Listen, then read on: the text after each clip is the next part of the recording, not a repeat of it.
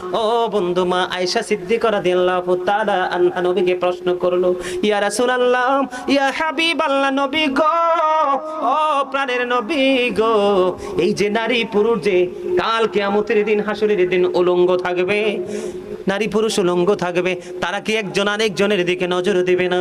আমার নবী জানিয়ে দিয়েছে, রে আয়েশা, এত ভয়ঙ্কর হবে রে সেই দিনটা, সবাই আপন আপন চিন্তায় বিভোর হয়ে থাকবে, কেউ কারো দিকে নজর দেওয়ার কোনো সুযোগ থাকবে না।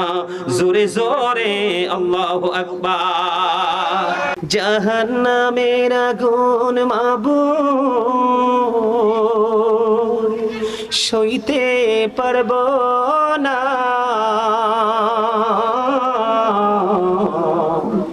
দুনিয়াতে নৌকা কান্দাইয়া আখিরে কান্দাইও না।